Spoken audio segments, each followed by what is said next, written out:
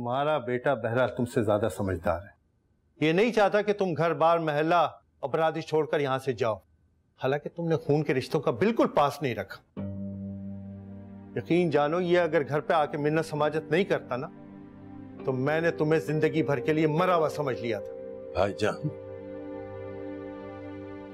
आप ही ने मुझे बरादरी का हुक्म सुनाया था और ये कहा था कि अब कोई भी मुझसे कोई ताल्लुक नहीं रखना चाहता, और ये कि मैं अपने लिए कोई ठिकाना ढूंढ लूं। मेरा ये हुक्म तुम्हें बड़ा याद रहेगी, और तुमने इतनी जल्दी ठिकाना भी ढूंढ लिया ना। और सारी जिंदगी मैं तुम्हें समझाता रहा, वो तुम्हें कुछ याद नहीं रहा ना। भाई साहब, हम लोग भी आप लोगों को छोड़कर कहाँ जाएंगे? इतनी माफियां मांगी, इतनी मेहनतें की। तुम तो बस करो शाकिर। तुम अगर समझदार होती तो ये दिन देखने की नौबत ना आती। बहरहाल एक दफा फिर तुम लोगों को समझाने आया हूं, शायद तुम लोगों के समझ में कोई बात आ जाए। जी। बरकत, बेटी का जो कुछ करना था तुम लोगों ने कर लिया। बल्कि तुम लोगों ने क्या किया, उसने खुद ही सब कुछ कर लिया। अब रह गया अहमद। तो खानदान से जुड़ने का अब एक ही तरीका है, माफी तलाफी अब भी हो सकती है। क्या मतलब? अहमद की शादी खानदान की किसी लड़की से कर दो और रेहाम को हमेशा के लिए भूल जाओ। तभी तुम लोगों की माफी तलाफी हो सकती है। खानदान की लड़की से? जो मैं कह रहा हूं उस पर गौर कर। खानदान की किस लड़की का रिश्ता भेजना है, इसका पैगाम तुम्हें मिल जाएगा।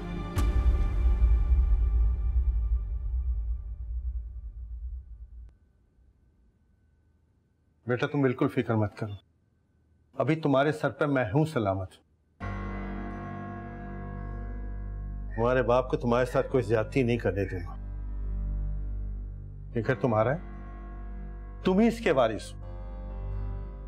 बैठ के समझाना इसे, अगर समझ ना आए ना तो फिर बताना मुझे।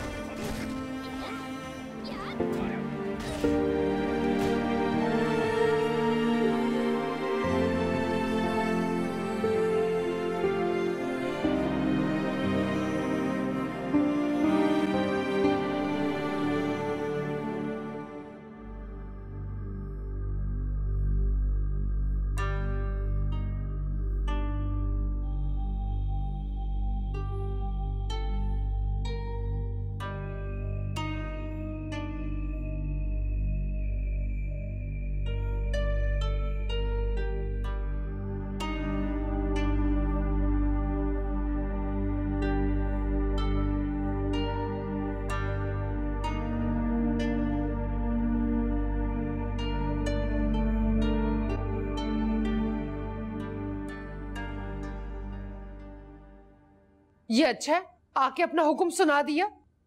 ना हमें चैन से जीने देते, ना ही हमें चैन से अलग होने देते। और अहमद की तो अभी पढ़ाई बाकी है, हम ऐसे कैसे उसकी शादी कर सकते हैं? तुम क्या समझ रही हो? रहमत भाई खुद से चलकर आ गए? नहीं, ये सारा शोशा अहमद का छोड़ा हुआ है। हाँ, मगर आपको उनसे बात तो करनी चाहिए थी ना। क्या बात करता मैं? बात करने के काबिल रह ही कहां गया।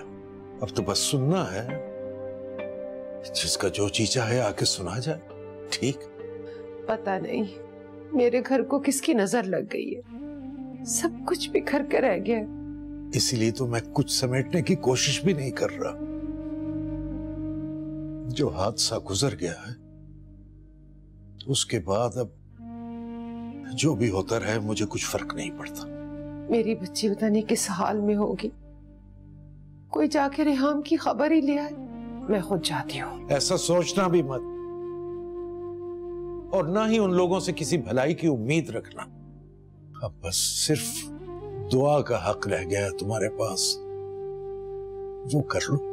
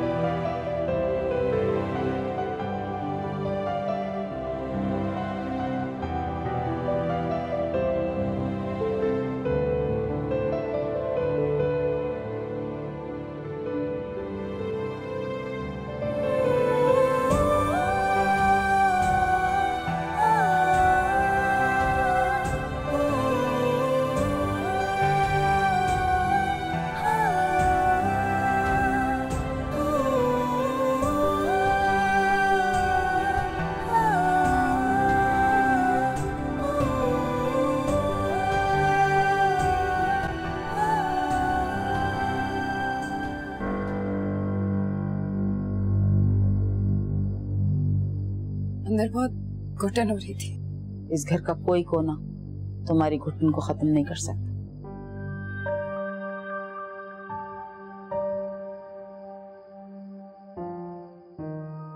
इस घर पे जो कुछ गुजरी है उसने हम सबकी सांसें रोक दी। सब कुछ बदल गया।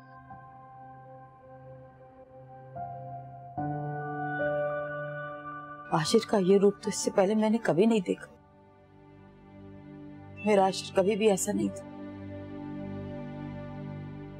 वो जो कुछ तुम्हारे साथ कर रहा है वो सिर्फ अदन की मोहब्बत में कर रहा है, वरना नफरत तो दूर की बात, वो तो किसी को जरा सी तकलीफ भी नहीं पहुंचा सकता। उन्हें पूरा हक है कि वो जो चाहे सलूक मेरे साथ करे। उन्हें मुझे अजियत देने में सुकून मिलता है तो मैं सारी जिंदगी उनकी अजियतें सहने के लिए तैयार हूँ। मुझे तो सूफिया की खामोशी से खौफ आ रहा है। अभी तो वो अदन के गम में निढाल, और जब इस गम से बाहर निकलेगी तो पता नहीं तुम्हारे साथ क्या सलूक करेगी। वो माँ है, मुझे अदन की मौत का जिम्मेदार समझती है। उनके दिल में मेरे लिए बहुत नफरत है, आशिर की तरह। मैं मिलने वाली हर सजा के लिए तैयार हूँ। कब तक सह सकोगी ये सब कुछ? तुम अगर अपने आप को बेकसूर समझती तो अपने हक में बोलती क्यों नहीं? मैं बेबस इंतकाम के लिए कैदी बनाकर लाएगा। मुझे बोलने का कोई हक नहीं है।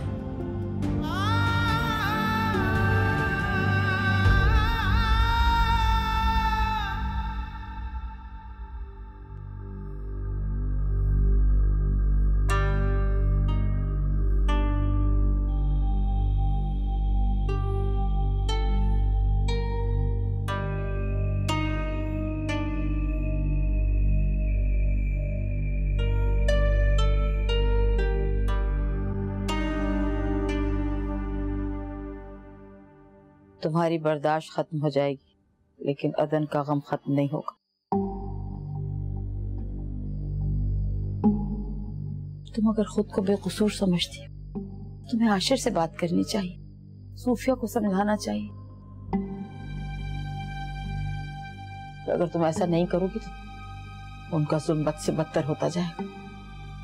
वाह आप भाभी, 2 दिन में इस लड़की ने आपको अपना बना लिया और आप इसे बेकसूर मान के, मजलूम मान के इसे मशवरे भी देने लग गई। ऐसा कुछ भी नहीं जैसा तुम समझ रही हो। हाँ आप अभी ऐसा कुछ भी नहीं, बल्कि बहुत कुछ। सही और गलत का फैसला तो फुप्पो करेंगी। चलो मेरे साथ, चलो। फराह मेरी बात, फराह रुको, फराह मेरी बात, फराह मेरा हाथ छोड़ो बेटे। चुप! तुम्हारी मासूम सूरत के पीछे कैसी मक्कार शक्ल है ये मैं फुप्पो को अभी बताती हूँ। शायद वो तुम्हें पहचान ना सकी, लेकिन मैं तुम्हें जान भी गई और पहचान भी गई। फराह बेटा हुआ क्या है आखिर? ये क्या तमाशा लगा हुआ है? तमाशा ही तो हो रहा है अम्मी, आए आप ही देख ले। अरे बड़ी आपा आप ही बता दे कि हुआ क्या है। कुछ भी तो नहीं हुआ, कोई बात नहीं है, बिला वजह फराह बात का बतंगड़ बना रही, कुछ भी तो नहीं। अच्छा मैं बात का बतंगड़ बना रही हूँ? चले अभी सब पता चल जाएगा, चलो मेरे साथ। अरे भाई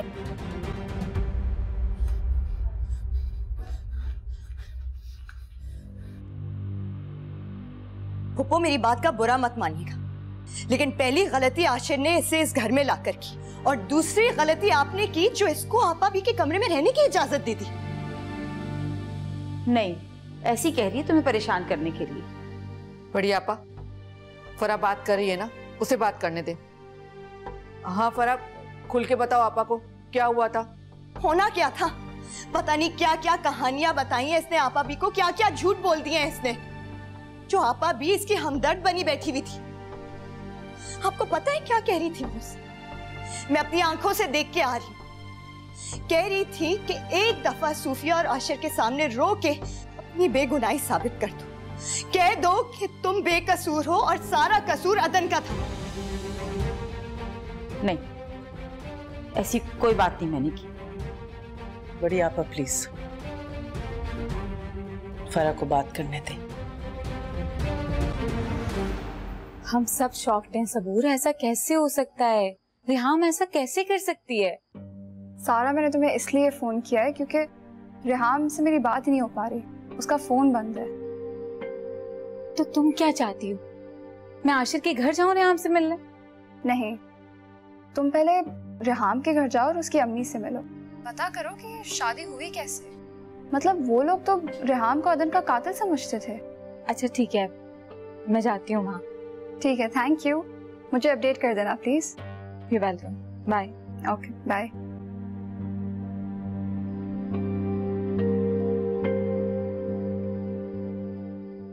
फुप्पो आप इन दोनों पे एतबार मत करें।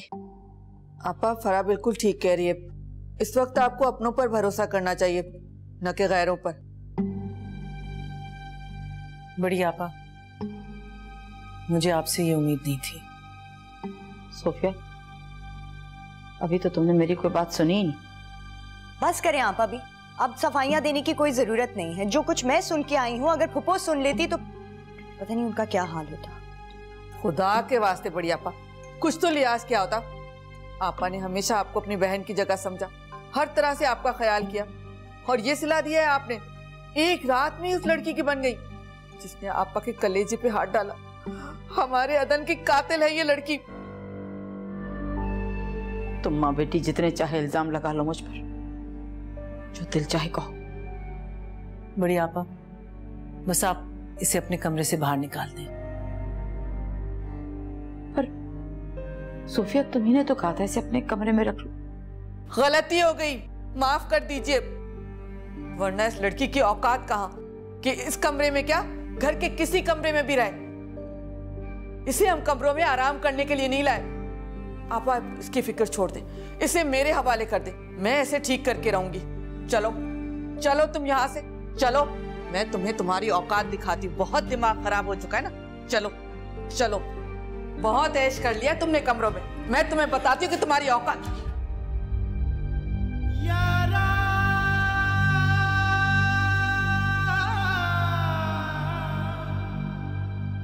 चलो इधर से चलो।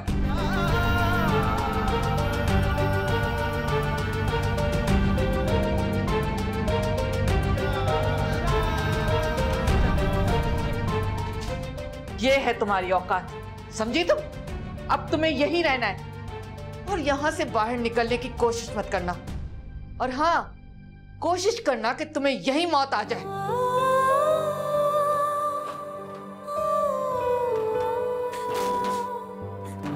दरवाजा खोले, दरवाजा खोले। तन दे पुरजे पुरजे कर दे, जिवे करदा दर्जी लीरा, मन नू रोक ना सकदा कोई, पावे कोई लख पावे जंजीरा, इश्क दा ऐन जे समझे होंदा, लड़दा नाल न तकदीरा, शीन काफ जेड़ा समझे या भुलिया, ओ रुल जावे वांग फकीरा।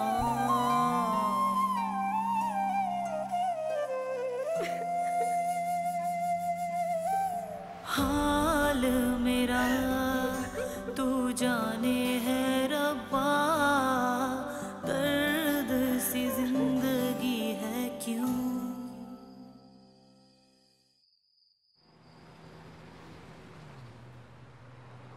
बेटा, हमारी किस्मत में तो एक आजमाइश के बाद दूसरी आजमाइश लिखी थी। सोचा था रेहान पढ़ जाएगी तो अच्छी जिंदगी गुजारेगी, लेकिन किस्मत में तो कुछ और ही लिखा था। मेरी बेटी बेकसूर, पाक दामन होने के बावजूद भी इतना बड़ा बहतान लेके जेल की सलाखों के पीछे बैठी है। किस्मत ने वाकई बहुत बुरा किया है रेहान। मैंने जब न्यूज में सुना कि अदन के घर वालों ने आप लोगों से सुलहनामा कर लिया, तो यकीन जाने लगी मेरा दिल इत्मीनान होने के बजाय मजीद परेशान हो गया, और बस इसीलिए मैं आपके पास चली आई। आंटी, क्या ये सब वाकई सच है कि अदन के घर वालों ने रेहान को माफ कर दिया? और ये जो सुनने में आ रहा है कि रेहान की वहाँ शादी हो गई, ये सब कुछ दुरुस्त है? सुलहनामा पे जो शादियां होती हैं उसमें खुशियां नहीं होती। रेहान के अब्बा जिस वकील के पास छुड़वाने के लिए गए थे, उन्होंने पता नहीं कौन सा केस लड़ाने की बात कर दी। मुझे तो खुद कुछ समझ में नहीं आता, लेकिन जब से वो वहां से आए बहुत परेशान है। लोग इसे राजीनामा समझ रहे हैं। सच पूछो ना तो इस फैसले से रेहान के अब्बा के दिल को सुकून है और ना ही मुझे करार। आप हौसला रखें आंटी, इंशाल्लाह रेहान वहाँ बेहतर हालात में होगी। और अब तो अल्लाह का शुक्र है कि उसे जेल से तो रिहाई मिली। वो वहाँ दुल्हन बनकर ही गई है, कैदी बनकर गई है।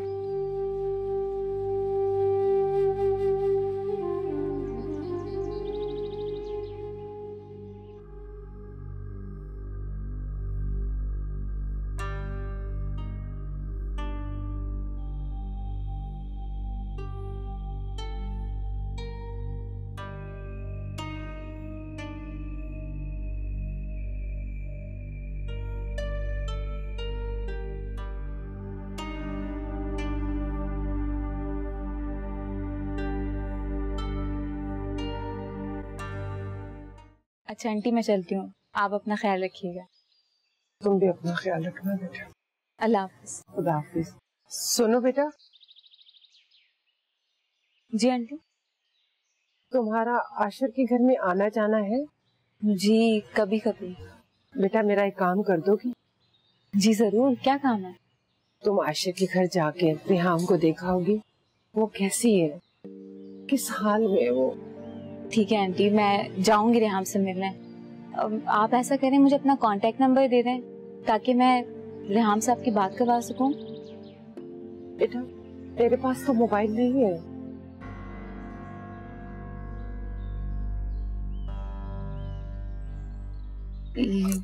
ये अरे नहीं बेटा, इसकी जरूरत नहीं है। अरे आप ये रख लें, मेरे पास एक्स्ट्रा फोन है। और वैसे भी आपसे बात करने का कोई तो जरिया होना चाहिए ना। बहुत बहुत शुक्रिया बेटा, तो मुझे फोन करके जरूर बताना बेटा। अल्लाह खुदा।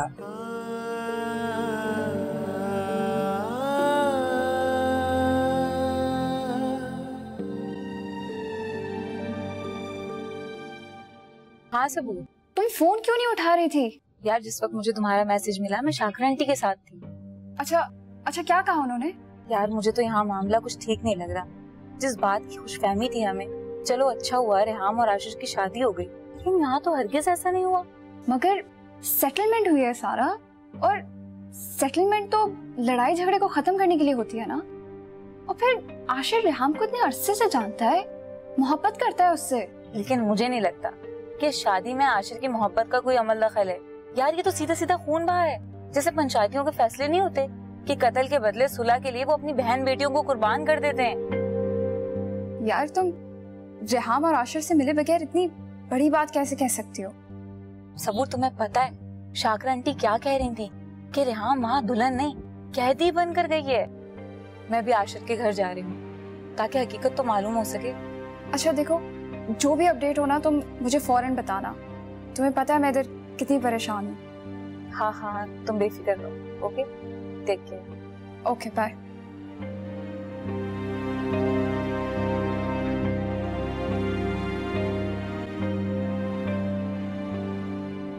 जिंदगी थम गई, वक्त क्यों है ये खफा, हर पल क्यों है सदियों सा। ख्वाब था इश्क जो बन के क्यों मिला वो सजा, दर्द है क्यों आशियां। खुशबू ना रंग है बेढंग है गुलसिता, क्यों कैद में है मोहब्बत का हर एक निशान। गुजरी जो मुझ पे है कैसे करूं अब बयां, क्यों कैद में है मोहब्बत का हर एक निशान।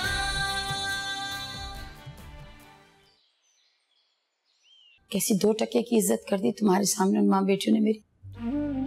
मुझे उनकी बातों का कोई अफसोस नहीं। अफसोस तो ये कि सोफिया तुम कुछ नहीं बोली, एक लफ्ज नहीं कहा मेरे हक में तुमने।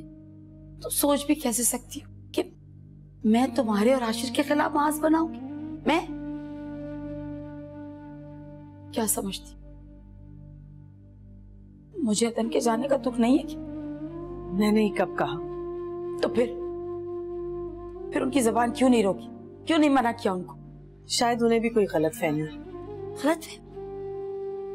कोई गलतफहमी नहीं, वो सिर्फ तुम्हें मेरे खिलाफ करना चाहती, मेरे खिलाफ भड़काना चाहती, ऐसे जैसे इस घर में मेरी कोई अहमियत ही नहीं। क्या आपको मेरे रवैये से ऐसा लगा? आप मेरे लिए क्या हैं, उस घर में आपकी क्या अहमियत है, ये आप बहुत अच्छी तरह जानती हैं। मैं उनकी किसी बात का यकीन नहीं करूंगी, लेकिन बड़ी आपा आप रेहाम के मामले में मत आए। वो यहाँ किस हाल में रहती है, किसके साथ रहती है, कैसे रहती है, ये मेरा और आशिर का डिसीजन होगा। मैं किसी मामले के बीच में नहीं आना चाह रही। मैं तो इंसान को इंसान समझ। इंसान? अगर उसमें जरा सी भी इंसानियत होती तो वो मेरे अदन की क्यों जान लेती? ठीक है सोफी, मेरे हाम के मामले में कुछ नहीं बोलूंगी, लेकिन तुम भी उन दोनों माँ बेटियों को मना कर दो कि मेरे और तुम्हारे बीच में ना आए, क्योंकि तुम अच्छी तरह से जानती हो, अच्छी तरह से जानती हो तुम राशिद मेरी जिंदगी में क्या अहमियत रखते हो।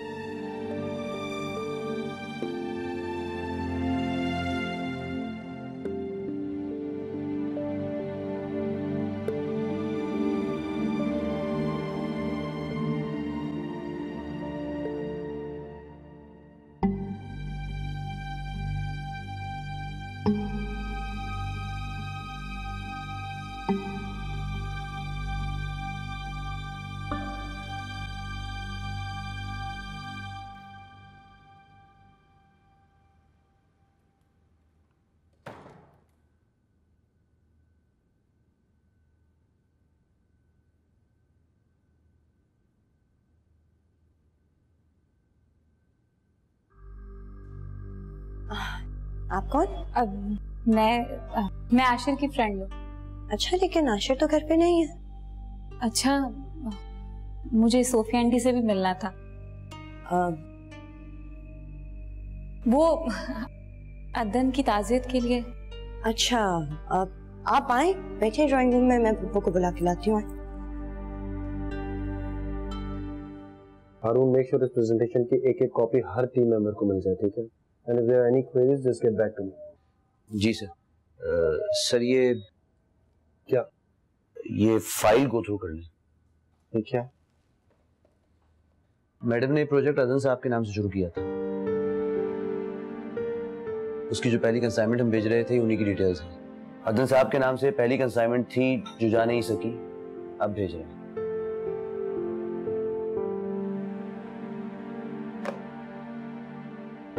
तुम इसके प्रोजेक्ट मैनेजर को मेरे पास भेजो। जी।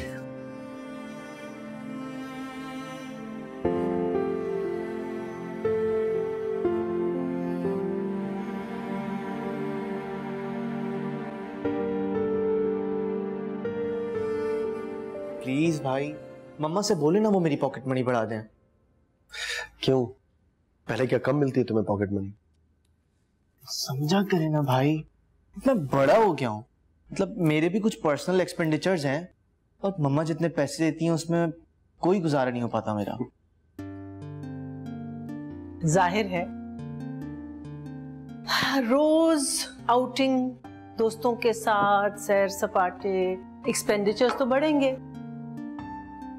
मम्मा ये तो रूटीन लाइफ है और मेरी एज के तमाम लड़के ऐसे ही करते हैं। तो तुम्हारे सारे शौक पूरे करने के लिए आई थिंक तुम्हारे नाम एक कंपनी खोलनी पड़ेगी जिसका सारा प्रॉफिट तुम्हारी पॉकेट मनी। हाँ तो मम्मा प्लीज खोल देना, क्या पता मेरा नाम इतना लकी हो कि सबसे ज्यादा प्रॉफिट मेरी कंपनी बनाए। बड़ी बातें बनानी आ गई तुम्हें। हाँ तो ऐसे करते हैं कि सारा बिजनेस तुम्हारे नाम कर देते हैं। Why not? Why not?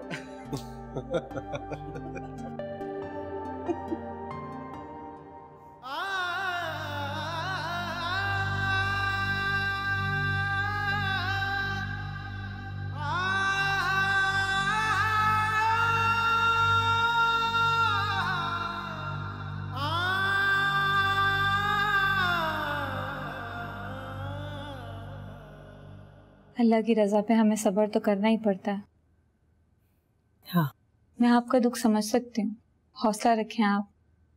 वैसे भी आपको हमेशा परेशानियों और आजमाइशों से मुकाबला करते देखा है। मैं तो अभी यही कहूंगी आपको कि अब भी संभालें आप अपने आप को। मैं आपको संभालने की कोशिश कर रही हूँ, तो फिर आशिर भी तो है मेरे पास। मैंने सोचा था आशिर से भी मुलाकात हो जाएगी। आज बहुत अरसे बाद ऑफिस किया है। कोई बात नहीं, मैं दोबारा आ जाऊंगी। अब आप मुझे इजाजत दें। थैंक यू बेटा, थैंक यू बेटा। आप प्लीज अपना ख्याल रखिए। तुम भी अपना ख्याल रखो। अल्लाह रहे इसको आ जाऊंगी।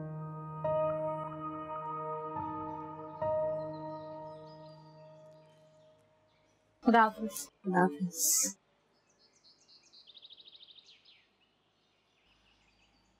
आप आशिर की रिलेटिव? हाँ, उसकी फर्स्ट कजिन हूँ। अच्छा, वो मैंने टीवी पर न्यूज में सुना था आशिर ने उस लड़की से शादी कर ली जिसकी वजह से अदन ने। बकवास करते हैं ये टीवी वाले। ये शादी वगैरह बस एक दिखावा है, कैदी बना के रखा हुआ है उस लड़की को अपने और फुप्पो के इंतकाम के लिए। अच्छा मैं चलती हूँ फिर। अल्लाह हाफिज़।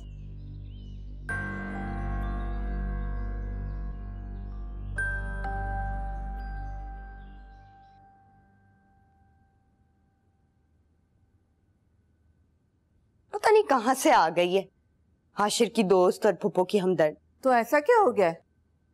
उसके यहाँ आने से तुम्हें क्या फिक्र पड़ गई है? पता नहीं कितनी गहरी दोस्ती होगी आपस में। बिल्कुल पागल हो तुम। कोई गहरी दोस्ती नहीं होगी आशिर से। अगर उसकी कोई गहरी दोस्ती होती ना तो कब का अपनी माँ से इस लड़की के बारे में जिक्र कर चुका होता। लेकिन आपा तो हर वक्त यही कहती रहती हैं कि अब मैं आशिर के लिए कोई अच्छी सी लड़की देखूंगी। तो उन्होंने मेरा जिक्र तो कभी नहीं किया। अरे बेवकूफ, ऐसे मामलात में डायरेक्ट थोड़ी बोला जाता है। बस तुम बेफिक्र हो जा। तुम्हारी बला से कोई रिहाम हो या कोई सारा, सब जाएंगी भाड़ में। आशिर के लिए सिर्फ तुम बनी हो तुम, ये बात अपने दिमाग में बिठा लो।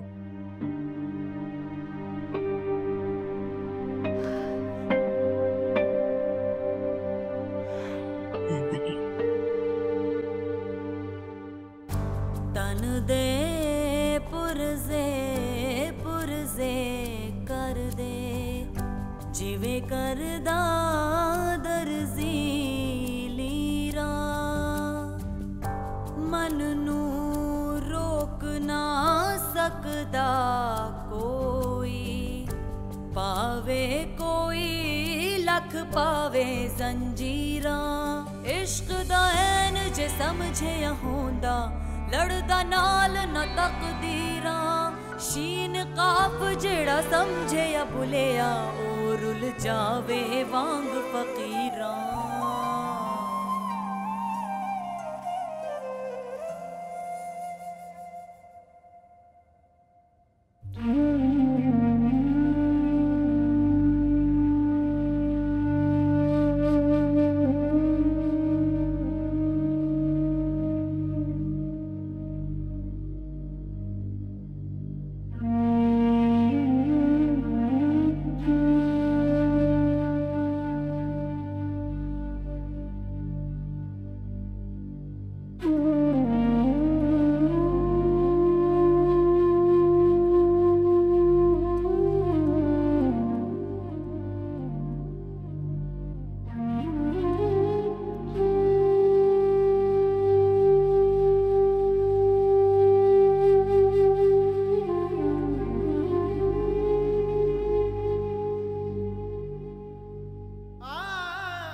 आपने आज तक मेरी हर कामयाबी को खुशी और फख्र से अपनाया है, तो फिर इस कामयाबी को क्यों नहीं?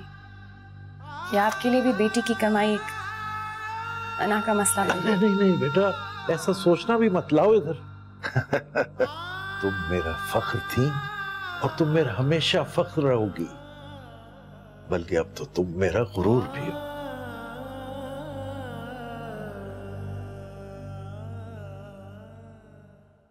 मामा, मुझे बहुत खुशी कि हमने अदन के नाम पे भी कुछ इन्वेस्ट किया। क्या फायदा ऐसी इन्वेस्टमेंट का? वो तो अब इस दुनिया में नहीं रहा।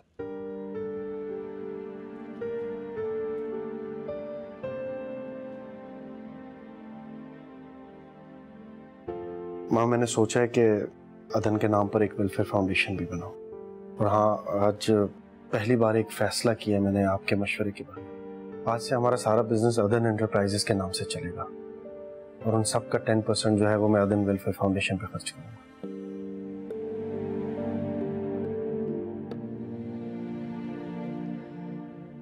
जिसका वजूद ही खत्म हो गया, तुम उसका नाम जिंदा रखने की कोशिश कर रहे हो। मैं उसका नाम कभी खत्म नहीं होने दूंगा। उसका नाम हमेशा जिंदा रहेगा, हमारे दिलों में, हमारे घर में, हमारी हर खुशी में, हर गम में, कारोबार में, हर जगह वो हमेशा हमारे साथ रहेगा। हमें सिर्फ उसका वजूद नहीं है ना, उसका एहसास तो है। एहसास भी है और वजूद भी है।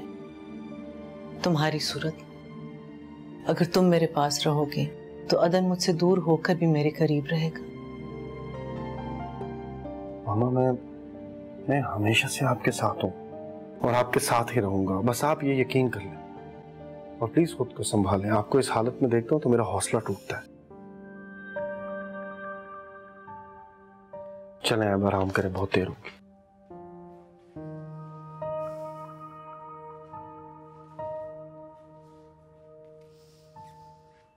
Good night.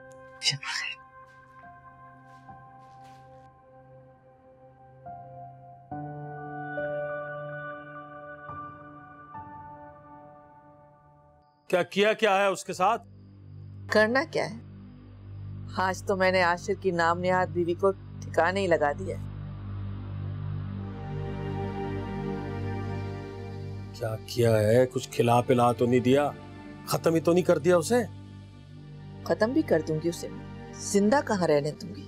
जिल्लत का जहर पिला पिला के मार डालूंगी मैं उसे। पहेलियां क्यों बुझवा रही हो? ठीक से क्यों नहीं बता रही हो? क्या किया है? मैंने उसे घर के कबाड़ खाने में डाल दिया है। वहीं पड़ी सड़ती रहेगी, मर जाएगी वहीं पर। बहुत तीर चलाया है भाई, कभी अकल से भी काम लिया करो तस्नीम बेगम। वो लड़की अगर कबाड़ खाने में पड़ी सड़ती सड़ती मर जाएगी तो हमें क्या फायदा पहुंचेगा? देखो तस्नीम, आपा के दिल में उस लड़की के लिए शदीद नफरत और इंतकाम की आग है। जब तक ये आग बुझेगी नहीं ना, वो किसी दूसरी खुशी के बारे में सोच भी नहीं सकती। उस लड़की को निकालो वहां से, उसे घर के अंदर लेके आओ, उसे छोटी से छोटी बड़ी से बड़ी बात पे जलील करो, खुद भी करो और आपा से भी करवाओ। आपा के दिल को थोड़ी तस्कीन पहुंचे।